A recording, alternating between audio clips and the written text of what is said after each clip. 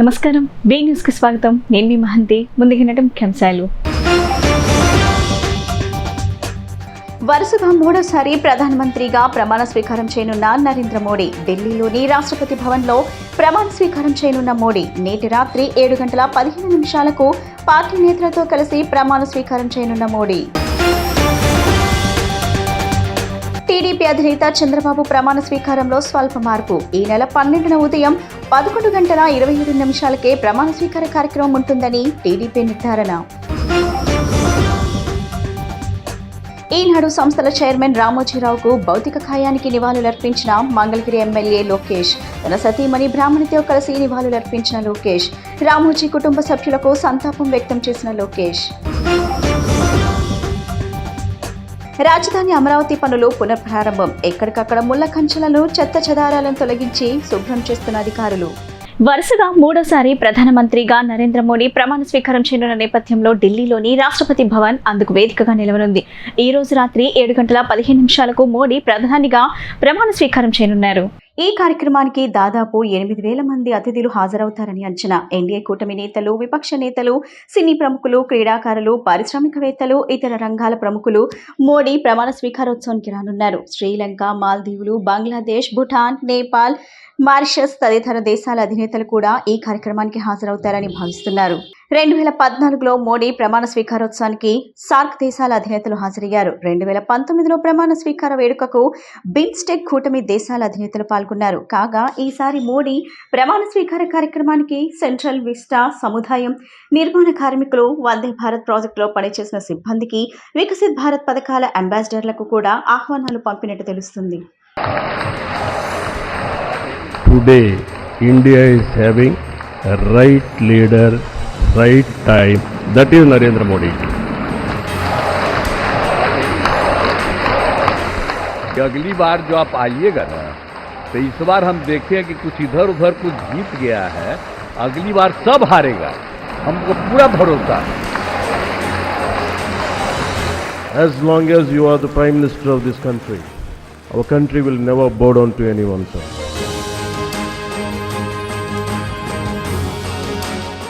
आप ही की वजह से सर आज दुनिया के सामने हम लोग गर्व से कहते हैं कि भारत देश की 5वीं सबसे बड़ी अर्थव्यवस्था बना, तो ये देन आपकी है.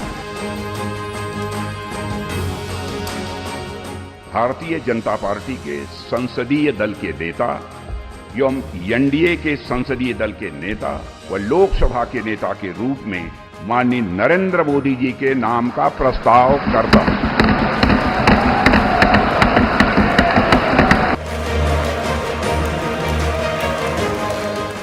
NDA, new India, develop India. Andhra Pradesh ముఖ్యమంత్రిగా చంద్రబాబు నాయుడు ప్రమాణ స్వీకార సమయం విషయంలో ఏపీ సీఎంఓ ఎక్స్ ఖాతాలో పొరపాటు జరిగింది. కృష్ణా జిల్లా గన్నవరం సమీపంలోని కేసరపల్లి ఐటీ పార్క్ వద్ద ఈ నెల 12న ఉదయం 9:20 చంద్రబాబు ప్రమాణ స్వీకారం చేస్తారని తొలుత ట్వీట్ చేశారు. కానీ కాసేపటికి ఆ ట్వీట్ ను డిలీట్ చేయడం జరిగింది. ఆ తర్వాత 12న ఉదయం 11:27 ప్రమాణ స్వీకార కార్యక్రమం ఉంటుందని పేర్కొంటూ మరో ట్వీట్ చేశారు. అటు టీడీపీ పార్టీ వర్గాలు కూడా చంద్రబాబు నాయుడు ప్రమాణ స్వీకార సమయం మారిందంటూ వచ్చిన సమాచారం అవాస్తవమని పేర్కొన్నాయి.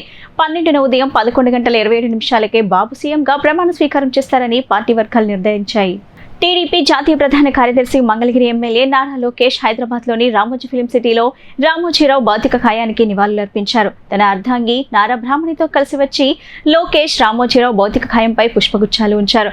అనంతరం రామోజీ తనయుడు కిరణ్ ను పరామర్శించారు. నారా లోకేష్ తోడలుడు విశాఖ ఎంపీ శ్రీభరత్, గుంటూరు ఎంపీ పెమ్మసాని చంద్రశేఖర్ కూడా రామోజీరావు భౌతికాయానికి నివాళులర్పించారు.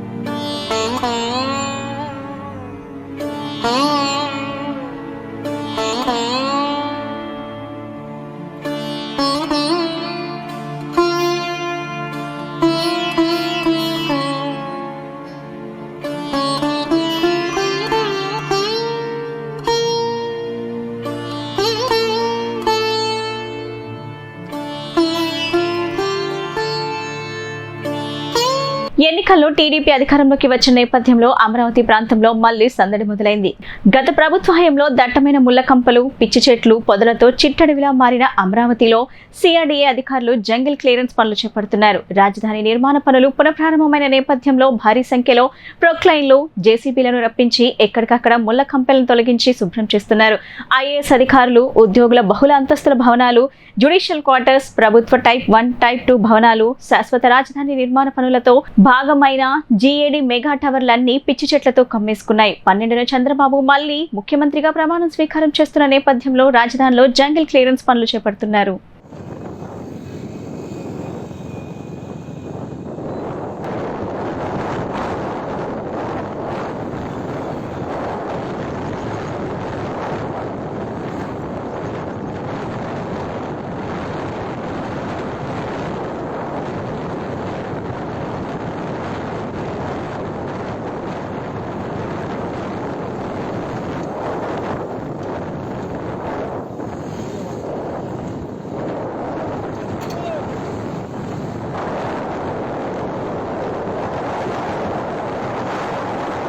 విజయవాడ తూర్పు నియోజకవర్గం వైఎస్ఆర్సీపీ సోషల్ మీడియా కన్వీనర్ పిల్లి వెంకట పల్సర్ బైక్ పై శనివారం అర్ధరాత్రి 1 గంట సమయంలో కొంతమంది పెట్రోల్ పోసి తగలబెట్టి పరారయ్యారు.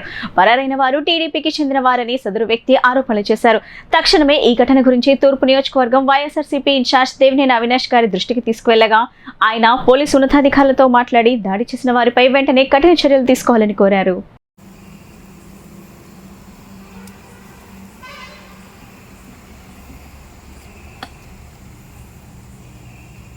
ఏపీలో ఎన్నికల ఫలితాల అనంతరం పలు ప్రాంతాల్లో అధికార టీడీపీ, విపక్ష వైసీపీ మధ్య ఉద్రిక్తలు చోటు చేసుకుంటున్నాయి. దీనిపై మాజీ మంత్రులు పేర్ని నాని, కొడాలి నాని ప్రెస్ మీట్ పెట్టారు.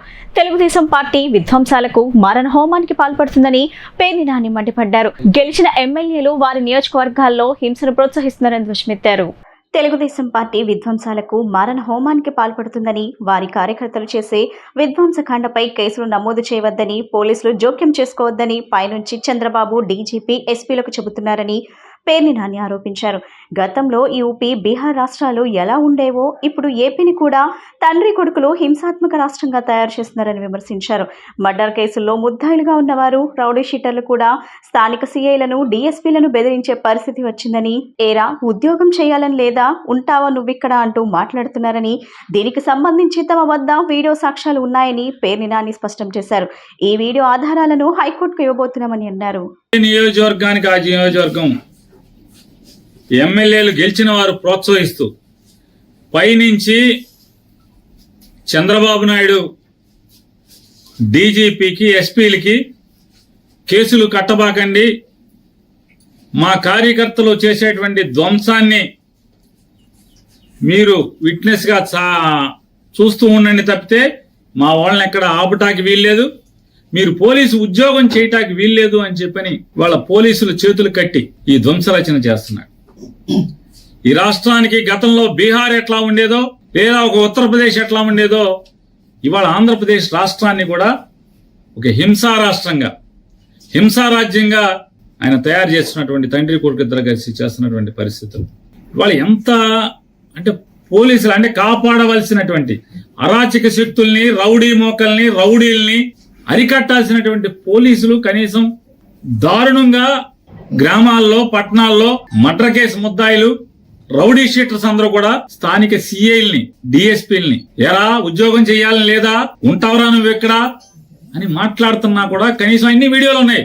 ఇవన్నీ హైకోర్టుకి ఇవ్వబోతున్నాం. తెలుగు జాతికి ఖ్యాతి తెచ్చిన మహనీయుడు రామోజీరావు అని ఎమ్మెల్యే బోండా ఉమామహేశ్వరరావు అన్నారు. 1974లోనే జర్నలిజంలో సరికొత్త ఒరవడి సృష్టించారని కొనియాడారు.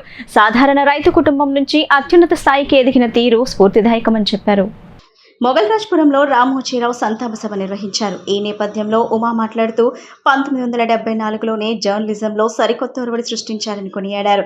సాధారణ రైతు కుటుంబం నుంచి అత్యున్నత స్థాయికి ఎదిగిన తీరు స్ఫూర్తిదాయకమన్నారు. జర్నలిజం స్కూల్లో వేలాది మందికి శిక్షణ ఇచ్చారని గుర్తు చేశారు. ఎన్ని కష్టాలు, నష్టాలు, సమస్యలు వచ్చినా విలువలు కోల్పోలేదని పేర్కొన్నారు. ప్రియా పచ్చళ్ల ద్వారా ప్రపంచవ్యాప్తంగా తెలుగువారి రుచులు పరిచయం చేశారన్నారు. మార్గదర్శి చిట్ ఫండ్స్ ఒక నిబంధన కలిగిన సంస్థ అని వివరించారు. హోటల్స్, ఇండస్ట్రీ, పత్రికా రంగం, ఫిలిం సిటీ, చిట్ ఫండ్స్ ఇలా వివిధ వ్యాపారాలు చేశారని కొనియాడారు. ఆయన పేరుతో తెదేపా ప్రభుత్వం ఒక స్మృతివనాన్ని ఏర్పాటు చేసే ఆలోచనలో ఉన్నట్టు తెలిపారు. కార్యక్రమంలో తెదేపా రాష్ట్ర కార్యదర్శి నవనీతం సాంబశివరావు, రాష్ట్ర కార్యనిర్వాహక కార్యదర్శి లుక్కా సాయిరాం ప్రసాద్ గౌడ్, గంటా కృష్ణమోహన్, పరుచూరి ప్రసాద్, బెజ్జం జైపాల్, వేల్పుల రాజేష్, దివి ఉమా తదితరులు పాల్గొన్నారు. చాలా దుర్దినం. ఈరోజు తెలుగు జాతికి ఖ్యాతి తెచ్చినటువంటి వ్యక్తి స్వర్గీయ రామోజీరావు. ఈనాడు పేపర్ అధినేతగా 1974లోనే జర్నలిజంలో సరికొత్త పరవళ్లు సృష్టించి తెలుగువారి గుండెల్లో శాశ్వత స్థానం సంపాదించినటువంటి వ్యక్తి రామోజీరావు. విలువలు కలిగినటువంటి జర్నలిజం మీద ఆయన జర్నలిజం స్కూల్ పెట్టిన, అలాగే ఎంతోమంది జర్నలిస్టులకి ట్రైనింగ్ ఇచ్చిన, ఏ రోజు కూడా ఆయనకి ఎన్ని కష్టాలు, ఇబ్బందులు, సమస్యలు వచ్చినా విలువలు తప్పనటువంటి వ్యక్తి ఈనాడు రామోజీరావు, ఈనాడు సంస్థలు. అట్లాగే ఒక ప్రియా పచ్చళ్ళు, ఆ రోజు అందరూ నవ్వుకున్నారు, ప్రియా పచ్చళ్ళ వ్యాపారి అని చెప్పి. అలాంటిది ప్రపంచవ్యాప్తంగా తెలుగువారి రుచులని పరిచయం చేసినటువంటి వ్యక్తి రామోజీరావు. అట్లాగే మార్గదర్శి చిట్ ఫండ్స్ ఒక నిబద్ధత కలిగినటువంటి చిట్ ఫండ్ సంస్థగా దాదాపు 40 సంవత్సరాల నుంచి ఈ జాతికి ఎనలేని సేవలు చేసినటువంటి వ్యక్తి, సంస్థ మార్గదర్శి రామోజీరావు. అలాగే హాలీవుడ్ స్థాయి రామోజీ ఫిల్మ్ సిటీని తెలుగువారికి ఏర్పాటు చేసినటువంటి వ్యక్తి. ఏషియాలోనే అతిపెద్ద స్టూడియోని రామోజీ ఫిల్మ్ సిటీ, బాలీవుడ్ సినిమాలు కూడా వచ్చి హైదరాబాదులో షూటింగు జరుపుకునేటట్టుగా చేసినటువంటి వ్యక్తి మహానుభావుడు రామోజీరావు. ఆయన ఏ వ్యాపారంలో అడుగుపెట్టినా సక్సెస్ని ఎదురు చూశాడు. ఏ వ్యాపారం పెట్టినా ప్రజల కోసం వినూత్నంగా, ఏదో ట్రెడిషనల్ వ్యాపారస్తులు కాకుండా ఒక వ్యవసాయ కుటుంబంలో పుట్టి హోటల్స్ రంగంలో, అలాగే ఇండస్ట్రీ రంగంలో, పత్రికా రంగంలో, ఫిల్మ్ సిటీలో, చిట్ ఫండ్స్ రంగంలో అనేక రకాలుగా ఆయన అన్ని రకాలుగా ముందుకెళ్ళినటువంటి వ్యక్తి రామోజీరావు. టీడీపీ, జనసేన పార్టీ మద్దతుదారులు తమపై దాడులకు పాల్పడుతున్నారని మాజీ మంత్రి కొడాలి నాని ఆగ్రహం వ్యక్తం చేశారు. దాడులు జరుగుతున్నా పోలీసులు స్పందించడం లేదని మండిపడ్డారు. వైసీపీ క్యాడర్పై జరుగుతున్న దాడుల గురించి హైకోర్టుకు వెళ్తామని చెప్పారు. దాడులు చేసిన వారితో పాటు చూస్తూ ఉన్న పోలీసులపైన కేసులు వేస్తామన్నారు. రాబోయే 2 రోజుల్లో కృష్ణా జిల్లాలో పర్యటిస్తామని ప్రకటించారు. గాయపడిన కార్యకర్తలకు ధైర్యం చెబుతామని, క్యాడర్ను కాపాడుకుంటామని వెల్లడించారు. తమని ఇబ్బంది పెడుతున్న ప్రాంతాల్లో పర్యటిస్తామని, శాంతి భద్రతల సమస్య వస్తే పోలీసులే బాధ్యత వహించాల్సి ఉంటుందని కొడాలి నాని హెచ్చరించారు.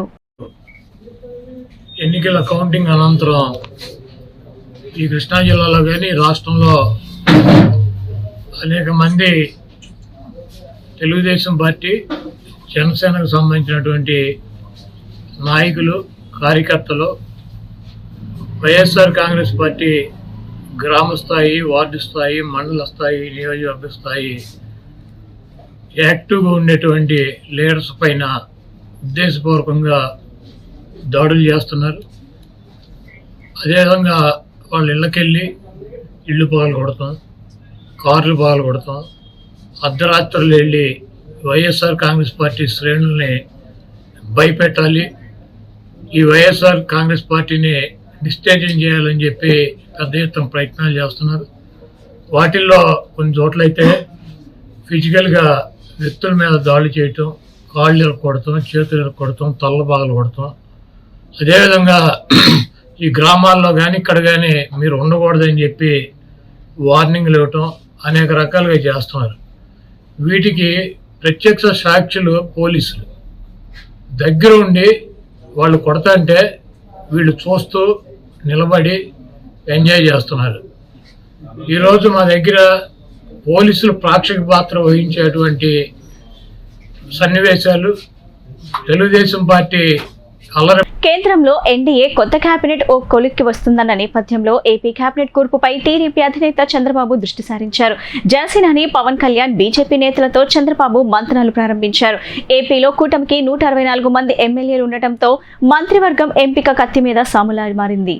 కేంద్ర కేబినెట్లో టీడీపీ, జనసేన, బీజేపీ ఎంపీలకు మంత్రి పదవుల కేటాయింపు ఆధారంగా ఏపీలో రాష్ట్ర కేబినెట్ కూర్పు ఉండనుందని తెలుస్తుంది. రేపు ఢిల్లీలో ప్రధానిగా నరేంద్ర మోడీ ప్రమాణ స్వీకారోత్సవానికి చంద్రబాబు, పవన్ కళ్యాణ్ హాజరు కానున్నారు. వారిరువురు ఢిల్లీ నుంచి తిరిగొచ్చాక ఏపీ మంత్రివర్గ జాబితా ఖరారయ్యే అవకాశాలున్నాయి. ఈ నెల 11న టీడీపీ శాసనసభ పక్ష సమావేశం జరగనుంది.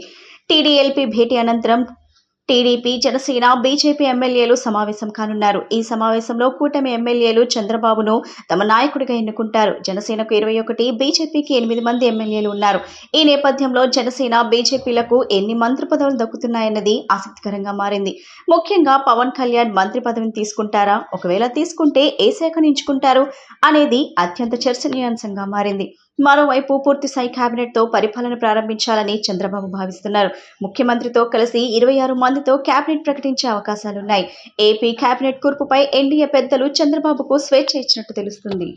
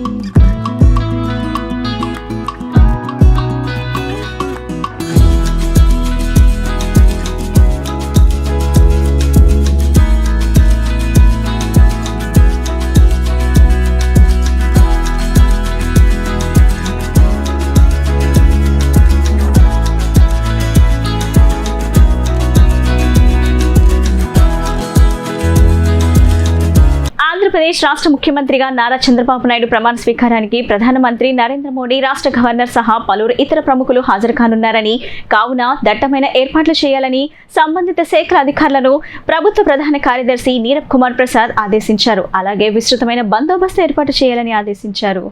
ఈ నెల 12న ఆంధ్రప్రదేశ్ రాష్ట్ర ముఖ్యమంత్రిగా ఎన్ చంద్రబాబు నాయుడు గన్నవరం విమానాశ్రయ సమీపంలో ఏర్పాటు చేస్తున్న సభలో ప్రమాణ స్వీకారం చేయనున్న నేపథ్యంలో విజయవాడ సీఎస్ క్యాంపు కార్యాలయంలో ప్రభుత్వ ప్రధాన కార్యదర్శి నీరబ్ కుమార్ ప్రసాద్ ఏర్పాట్లపై అధికారులతో సమీక్షించారు. ఈ సమావేశంలో సీఎస్ నీరబ్ కుమార్ ప్రసాద్ మాట్లాడుతూ, ఈ ప్రమాణ స్వీకారానికి ప్రధానమంత్రి నరేంద్ర మోడీ, రాష్ట్ర గవర్నర్ సహా పలువురు ఇతర ప్రముఖులు హాజరు కానున్నారని, కావున కట్టుదిట్టమైన ఏర్పాట్లు చేయాలని సంబంధిత శాఖల అధికారులను ఆదేశించారు. అలాగే విస్తృతమైన బందోబస్తు ఏర్పాటు చేయాలని ఆదేశించారు. గన్నవరం విమానాశ్రయంలో వీఐపీలు తదితర ప్రముఖులు, విమానాలు, హెలికాప్టర్లకు తగిన పార్కింగ్ కు తగిన ఏర్పాట్లు చేయాలని ఎయిర్ అధికారులను సీఎస్ ఆదేశించారు. అలాగే ప్రమాణ స్వీకారానికి హాజరయ్యే కేంద్ర, రాష్ట్రాలకు చెందిన ప్రజాప్రతినిధులు తదితర వాహనాల పార్కింగ్ కు తగు ఏర్పాట్లు చేయాలని అధికారులను ఆదేశించారు.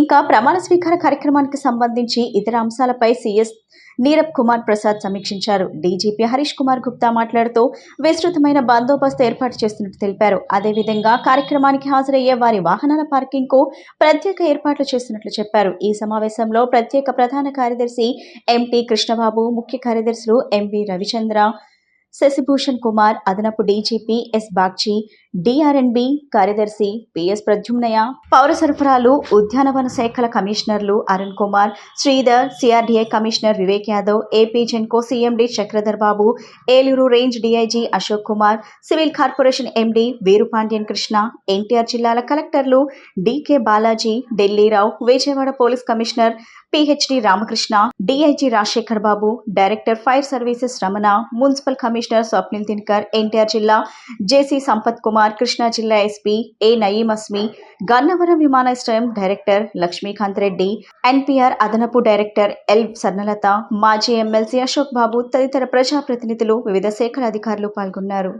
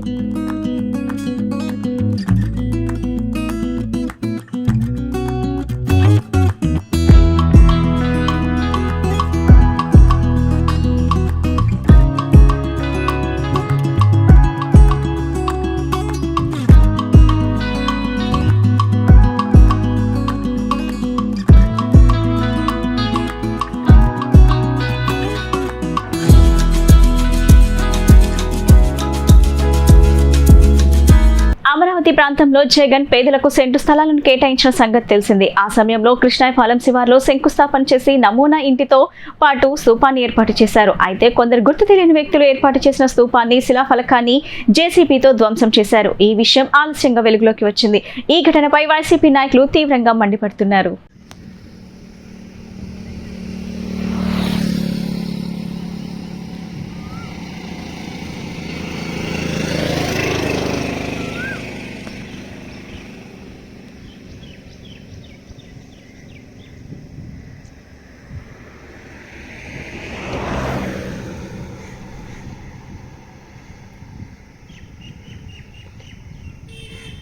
అమృత్సర్లో గ్రాడ్యుయేషన్ వేడుకలు ఘనంగా నిర్వహించారు. ఇంజనీరింగ్ విద్యను పూర్తి చేసిన విద్యార్థులందరూ ఉన్నత శిఖరాలను అధిరోహించాలని JNTU university Kakinada vice chancellor doctor GVR Prasad Raj కోరారు. ఎన్టీఆర్ జిల్లాలోని పరిటాల అమృత్సర్ ఇంజనీరింగ్ కళాశాలలో 3వ అటానమస్ బ్యాచ్ విద్యార్థులకు గ్రాడ్యుయేషన్ డే కార్యక్రమాన్ని నిర్వహించినట్లు కళాశాల secretary and correspondent K Rammohan Rao ఒక ప్రకటనలో తెలిపారు. కళాశాల 3వ అటానమస్ బ్యాచ్ 4 సంవత్సరాల ఇంజనీరింగ్ విద్యను పూర్తి చేసుకున్న సందర్భంగా గ్రాడ్యుయేషన్ డే ఏర్పాటు చేశారు. ఈ కార్యక్రమానికి ముఖ్య అతిథిగా JNTU university Kakinada vice chancellor doctor GVR Prasad Raju హాజరయ్యారు. ఈ సందర్భంగా ఆయన మాట్లాడుతూ ఇంజనీరింగ్ విద్యను పూర్తి చేసిన విద్యార్థులందరికీ శుభాభినందనలు తెలియజేస్తూ అందరూ ఉన్నత శిఖరాలను అధిరోహించాలని కోరారు. అంతేకాకుండా మానవతా విలువలు, సామాజిక బాధ్యతను కలిగి ఉండాలని అన్నారు. ప్రస్తుతం అన్ని రంగాల్లో ఇంజనీర్ పాత్ర చాలా కీలకంగా ఉందని, ఇంజనీరింగ్ లో ప్రతి బ్రాంచ్ కు చెందిన ఇంజనీర్ దేశానికి అవసరమని తెలియజేశారు. అమృత్సర్ కళాశాల యూనివర్సిటీ స్థాయిలో ఇండస్ట్రీ అవసరాలకు తగ్గట్టుగా అకాడమిక్ కరికులం నిర్వహిస్తున్నందుకు హర్షం వ్యక్తం చేశారు. ఉన్నతమైన లక్ష్యాన్ని చేరుకోవాలంటే నిరంతర సాధన చేయాలని సూచించారు. కళాశాల president K Lakshmi Karthik, secretary and correspondent Shri K Rammohan Rao మాట్లాడుతూ 2020-24 అటానమస్ 3వ బ్యాచ్ లో 454 మంది విద్యార్థులు ఇంజనీరింగ్ డిగ్రీ పట్టా పొందారని, వీరందరికీ ప్రొఫెషనల్ సర్టిఫికేట్స్ అందజేశామని తెలిపారు. అంతేకాకుండా ప్లేస్మెంట్స్ లో 243 ప్రాజెక్ట్ డెవలప్మెంట్ ఆఫర్స్ తో 12 లక్షల అత్యధిక వార్షిక వేతనంతో విద్యార్థులు సత్తా చాటారని తెలిపారు.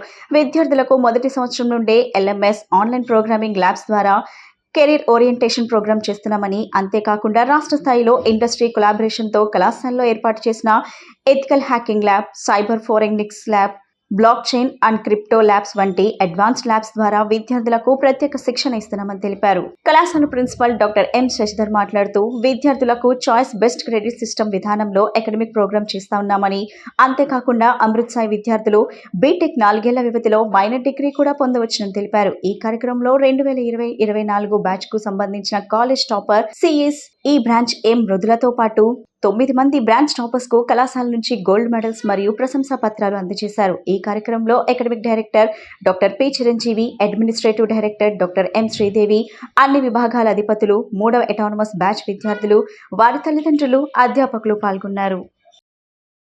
Secretary and correspondent Amritsar institute of science and technology Paritala. ఈ రోజున మా అమృత్సర్ ప్రెసిడెంట్ కె లక్ష్మీ కార్తీక్ గారి ఆధ్వర్యంలో 3rd బ్యాచ్ అటానమస్ స్టూడెంట్స్ అందరికీ గ్రాడ్యుయేషన్ డే నిర్వహించి వాళ్ళకి provisional certificates and award certificates ఇవ్వడం జరిగింది. ఇది చాలా సంతోషకరమైనటువంటి విషయం. 2 lakhs హైయెస్ట్ ప్యాకేజ్ తోటి ప్లేస్మెంట్ అయినటువంటి విద్యార్థులకు మరొకసారి శుభాభినందనలు తెలియజేస్తూ ఈ అవకాశాన్ని ఇచ్చినటువంటి ఎలక్ట్రానిక్ మీడియా వారందరికీ మా అమృత్సర్ తరపున శుభాభినందనలు మరియు కృతజ్ఞతాభినందనలు.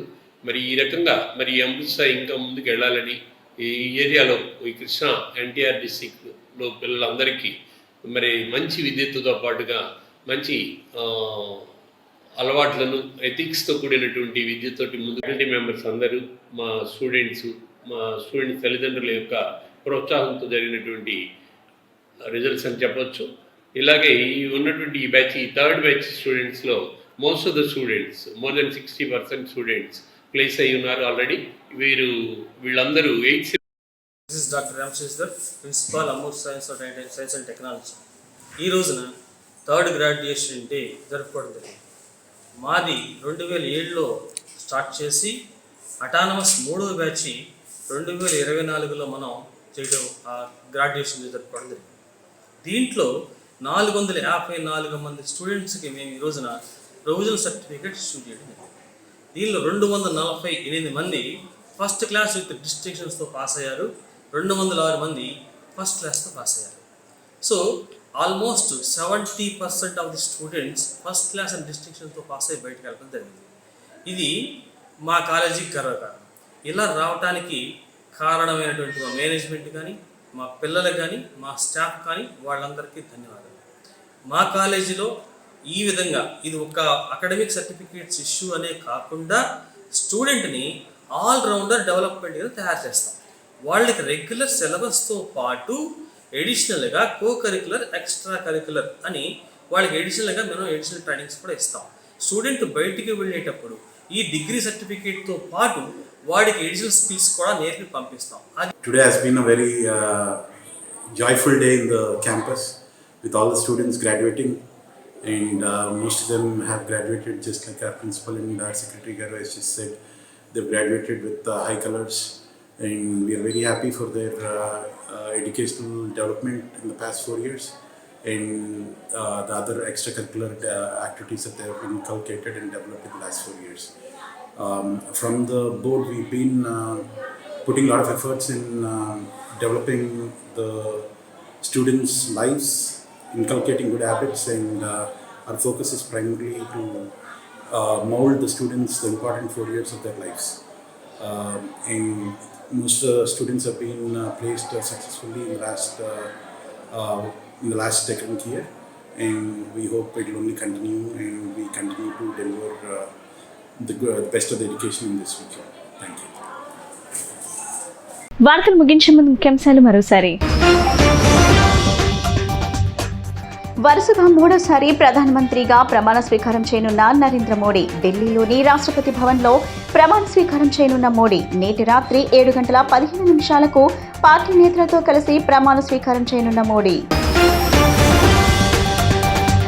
టీడీపీ అధినేత చంద్రబాబు ప్రమాణ స్వీకారంలో స్వల్ప మార్పు. ఈ నెల 12న ఉదయం 11:27 ప్రమాణ స్వీకార కార్యక్రమం ఉంటుందని టీడీపీ నిర్ధారణ.